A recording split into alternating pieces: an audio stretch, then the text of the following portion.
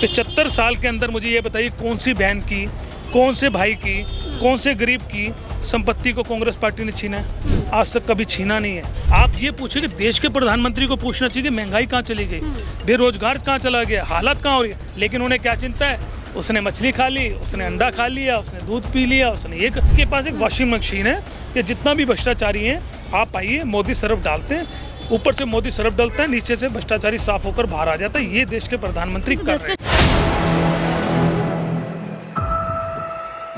नमस्कार, 4 PM दिल्ली देख रहे हैं आप और मैं हूं आपके साथ शाहीन खान। इस समय पश्चिमी दिल्ली पर मौजूद हूं क्योंकि चुनाव की यात्रा चल रही है। चुनाव यात्रा 7 सीट पर जा रही है, तो आज इस सीट पर पहुंच गए हैं। और इस बीच आपको बता दूं, तीसरे चरण के लिए लगातार सभी राजनीतिक पार्टियां अपने जो एक तरीके से बयानबाजी करें। प्रधानमंत्री मोदी जी ने एक बार फिर से बयानबाजी की। इस बीच अमेठी और रायबरेली को लेकर के अटकलें जारी है। हालांकि जो जनता है लगातार कह रही है कि राहुल गांधी और जो प्रियंका गांधी है उनको रायबरेली और अमेठी में आना चाहिए। इस बीच आपको बता दूं, स्मृति ईरानी भी लगातार हमला कर रही है और पर्चा भर चुकी है अमेठी से। ऐसे में दिल्ली के अंदर क्या माहौल है, क्या एक बार देश के अंदर लहर बदलाव की चल रही है या फिर एक बार जैसे कि लगातार कहा जा रहा है कि फिर से मोदी सरकार? तो सीधा जनता जुड़ चुकी है, उसी से सीधा जानूंगी। सर, क्या नाम है आपका? मेरा नाम अनवर मिर्जा, मैं कांग्रेस पार्टी से हूँ। अच्छा, कांग्रेस पार्टी से। क्या हाल है कांग्रेस के इस समय 2024 के चुनाव? देखिए, हम हमेशा गरीबों के लिए लड़ी है कांग्रेस पार्टी। जब से आज़ाद हुआ उससे पहले भी कांग्रेस लड़ती रही थी और आज भी गरीबों के लिए, बेरोजगारी के लिए कांग्रेस लड़ रही है, किसानों के लिए कांग्रेस लड़ रही है। बीजेपी ने 2014 के अंदर, जब 13 के अंदर आए थे, तो देश के प्रधानमंत्री कह रहे थे मैं महंगाई कम करूंगा,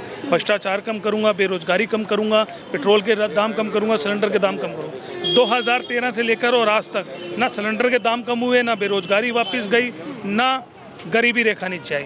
सिर्फ मोदी जी की गारंटी है कि देश को जिस तरीके भी लूटना है लूट लिया जाए, लेकिन देश लूटने वाला नहीं। लेकिन अनवर जी, इस समय तो मोदी जी भर भर के खुल के कह रहे हैं कि यदि सरकार में कांग्रेस आ जाती है तो जो 80% जो बाहुल्य समाज है उसकी संपत्ति छीन करके जो समाज अल्पसंख्यक में उसमें बांट देगा। आज मैं आपसे पूछना चाहता हूँ कि 75 साल हमारे देश को आज़ाद हुए हो गए। 75 साल के अंदर मुझे ये बताइए कौन सी बहन की, कौन से भाई की, कौन से गरीब की संपत्ति को कांग्रेस पार्टी ने छीना है? आज तक कभी छीना नहीं है।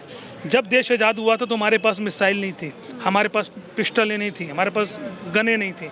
उस टाइम में देश के प्रधानमंत्री जवाहरलाल नेहरू जी बने, अपनी संपत्ति को बेचा, लोगों ने अपने गहनों को बेचा, संपत्ति को बेचा, सरकार को पैसा दिया। सरकार ने आज इतनी बड़ी बड़ी मिसाइलें खरीदी, इतने बड़े टैंकर खरीदे। कहाँ से खरीदेगा? उन पैसों से। देश के प्रधानमंत्री सिर्फ और सिर्फ मुद्दे को भटकाना चाहते हैं। हमारा मुद्दा क्या है?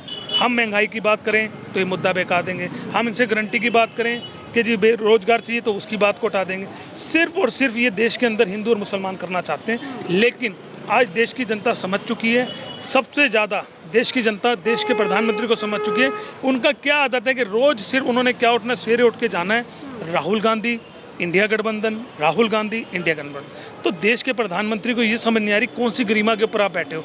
आज उनको ये चिंता हो रही है कि मेरी बहनों के मंगलसूत्र, देखिए कहाँ तक देश के प्रधानमंत्री गिर गए कि बहनों के मंगलसूत्र कोई चाहेगा? कोई ऐसी सरकारें चाहेंगी कि किसी का मंगलसूत्र छीन लिया जाए? देश की आज़ादी, देश की कुर्बानियों के अंदर हिंदू मुसलमानों की जान। प्रधानमंत्री मोदी जी ये विकास के मॉडल से घूमते घूमते गोल गोल घूमते घूमते 24 पे मंगलसूत्र, मछली, मांस तमाम मुद्दों पर आ गए हैं। ये तो विपक्ष इसी जवाब को तो उठाता है और विपक्ष को दबाने का काम करता है। क्योंकि ईडीसी भाई, आप ये पूछिए कि देश के प्रधानमंत्री को पूछना चाहिए कि महंगाई कहाँ चली गई, बेरोजगार कहाँ चला गया, हालत कहाँ हो रही है। लेकिन उन्हें क्या चिंता है, उसने मछली खा ली, उसने अंडा खा लिया, उसने दूध पी लिया, उसने ये अरे आप अपनी बात को रखिए ना, आप देश के प्रधानमंत्री हैं, आपको समझना चाहिए। लेकिन नहीं समझेंगे, सिर्फ भटकाने का काम कर रहे हैं। हम अपने मुद्दों पे लड़े थे और लड़ते रहेंगे। महंगाई की बात करेंगे, बेरोजगारी की बात करेंगे, जो भ्रष्टाचारी, जिनको ये भ्रष्टाचार कहते थे, अजीत पवार को क्या कहा था? 70 करोड़ का चोर। आज कहाँ लेकर बैठ गए? अपनी गोदी में लेकर बैठ गए। क्योंकि इनके पास एक वॉशिंग मशीन है कि जितना भी भ्रष्टाचारी हैं आप आइए, मोदी सरफ डालते हैं, ऊपर से मोदी सरफ डालता है, नीचे से भ्रष्टाचारी साफ होकर बाहर आ जाता है। ये देश के प्रधानमंत्री कर रहे हैं। भ्रष्टाचार की गारंटी बता रहे हैं अपने आप को कि ना खाऊंगा ना खाने दूंगा, और सारे भ्रष्टाचारी जेल के अंदर जाएंगे। एक बात बताइए, अजीत पवार कौन है? हिजबुल मुजबल कौन है? और आपका बीजेपी वाले बोलते थे अजीत पवार, यही कहते थे ना। उनको बिहार के नीतीश कुमार जी को कौन कहता था? महिला विरोधी।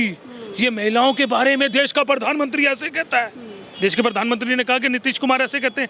आज नीतीश कुमार जी को गोदी के लेके अंदर बैठ गए। क्यों लेकर बैठ गए? क्योंकि बिहार के अंदर इनकी स्थिति खराब है।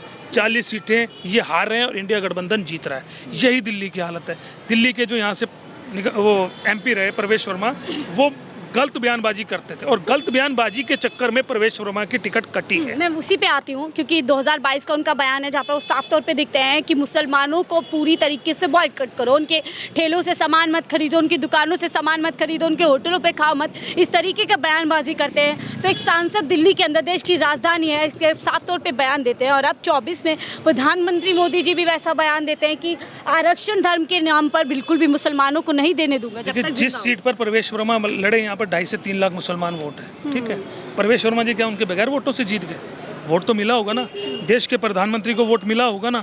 जो तारीफ करते थे पहले, क्या तारीफ थी? अभी इस इलेक्शन से पहले मुसलमानों की तारीफ करते थे। बाहर जाओगे तो मुसलमानों को गले लगाओगे, हाय मुसलमान, हर कंट्री में जाएंगे मुसलमान को गले लगाएंगे और अपने देश के मुसलमानों को गालियाँ बकेंगे।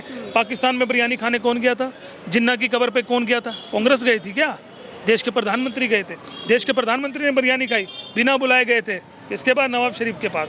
अरे आप करें तो वाह वाह। आज ही राहुल गांधी पे उन्होंने हमला किया है कि देखिए राहुल गांधी जो पाकिस्तान है वो बेसब्री से इंतजार कर रहा है राहुल गांधी को प्रधानमंत्री बनाने के लिए।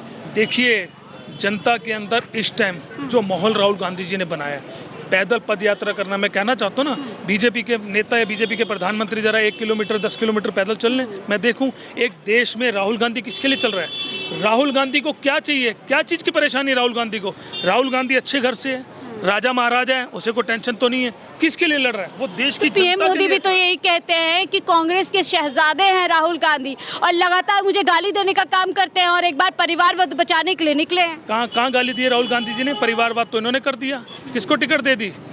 जिसने आरोप में फंसा हुआ था, पहलवानों के आरोप में फंसा हुआ था ना, उसके बेटे को टिकट दे दी। अमित शाह के बेटे को उसके अंदर मैच के अंदर सेट कर दिया।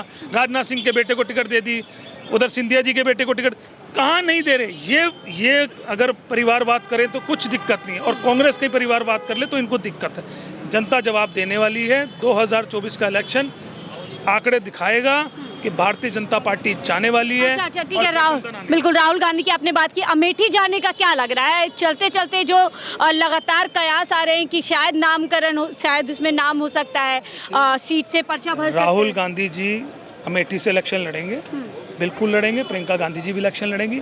चक्कर क्या है कि एक राहुल गांधी जी है कि उनको पूरे देश में प्रचार करना है, क्योंकि एक गठबंधन का जो सबसे बड़ा चेहरा है, वैसे तो सारे ही हमारे चेहरे अपने राज्यों में हैं, लेकिन एक राहुल गांधी जो हैं वो थोड़ा सा हर जगह जा रहे हैं। स्मृति ईरानी कह रही हैं कि देखिए अपनी संपत्तियों के जो पर्चे हैं, पेपर हैं, वो छिपा लीजिए क्योंकि राहुल गांधी आने वाले हैं। देखिए, भ्रम फैलाना तो भारतीय जनता पार्टी की आदत रही है। सारी जिंदगी देश के अंदर अगर भ्रम फैलाने का काम करा है तो RSS ने करा है और भारतीय जनता पार्टी ने करा है। राहुल गांधी उस परिवार से आते हैं जिस परिवार ने इस देश के लिए दो प्रधानमंत्री खोए हैं। किसके लिए खोए हैं? इस देश के लिए खोए हैं, कुर्बानियां दी हैं इस देश के लिए, तो इसको बुलाया तो जा नहीं सकता। पीएम मोदी आज ही कह रहे हैं कि इस देश में पहले 2 संविधान होते थे, 2 प्रधानमंत्री होते थे। जब से मेरी सरकार आई ये संविधान एक हो चुका है और देखिए यहाँ पर जो है पूरी तरीके से कांग्रेस का जो काम था, जैसे जम्मू एंड कश्मीर का भी जिक्र किया, यानी चारों तरफा हमला कर रहे हैं वो कांग्रेस के ऊपर। देखिए, इस टाइम बुखलाहट दिखा रही है देश के प्रधानमंत्री को। हालत खराब है देश के प्रधानमंत्री को, क्योंकि उनको डर बैठ गया है कि जो गठबंधन है मजबूती के साथ आगे जा रहा है। राहुल गांधी जी की पैदल यात्रा जो थी वो कामयाब हो चुकी है। देखिए, देश के प्रधानमंत्री मणिपुर नहीं जा रहे, एक रैली नहीं करी, देश के गृह मंत्री नहीं गए, देश के रक्षा मंत्री राजनाथ सिंह नहीं गए, कोई मंत्री भी वहाँ जाकर क्यों नहीं कर रहा? क्योंकि मणिपुर की जनता इनके खिलाफ है और इनकी हालत मणिपुर से ही निकल कर आएगी, क्योंकि महिलाओं के साथ जो अत्याचार हुआ है उसको जनता नहीं भूलेगी। जी कह रहे हैं खाता नहीं खुलने वाला है कांग्रेस का इंडिया गठबंधन।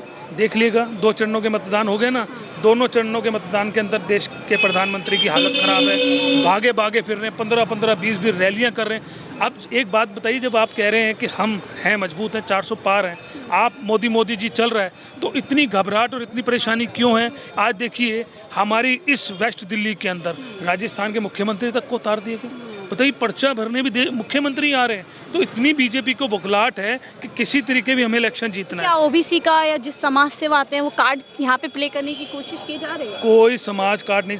हमने क्या कहा था कि महिला सुरक्षा की बात करो, या हमने जनती जनगणना की बात कर किस लिए करी थी कि जब जाति जनगणना हो जाएगी तो उसके अंदर पता चलेगा कौन कौन सा समुदाय कितना है, तो उस समुदाय को उसी आधार से आरक्षण दिया जाएगा।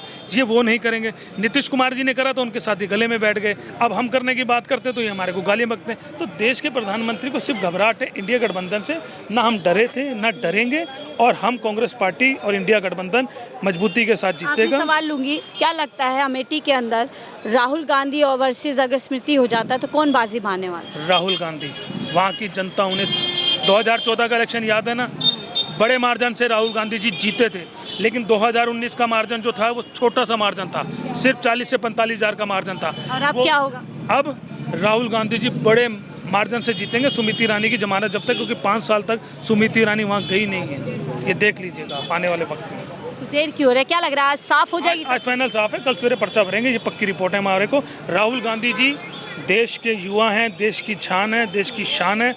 इंडिया गठबंधन के सारे जितने नेता, बड़े नेता हैं, मैं उन सबको आपके माध्यम से, चैनल से बधाई देना चाहता हूं। हम जीत रहे हैं, कोई घबराने की जरूरत नहीं है। ये तीसरे चरण के मतदान के बाद बीजेपी बुखला जाएगी, घबराहट में आ चुकी है। 7वें मतदान तक इंडिया गठबंधन जीत रहा है और अच्छे मार्जिन से जीतेगा। हमें मजबूती के साथ खड़े रहना है। इंडिया गठबंधन जिंदाबाद। चलिए, बहुत बहुत शुक्रिया हमसे बात करने के लिए। तो ये कांग्रेस के एक समर्थक थे जिनसे हम तमाम मुद्दों पर चर्चा कर रहे हैं। तो इनका ये कहना है कि 2024 के जो मुद्दे हैं वो अब बदल चुके हैं। जनता इस बार बदलाव देख रही है, जनता को मुद्दों पर जो है एक तरीके से सरकार चाहिए। तो ऐसे में इनको कांग्रेस ही बेहतर ऑप्शन लगता है और पूरी दावेदारी से कह रहे हैं कि 2024 के चुनाव में कांग्रेस यानी कि गठबंधन बढ़त बनाता नजर आ रहा है। फिलहाल मुझे दीजिए इजाज़त, आप देख रहे थे 4PM दिल्ली।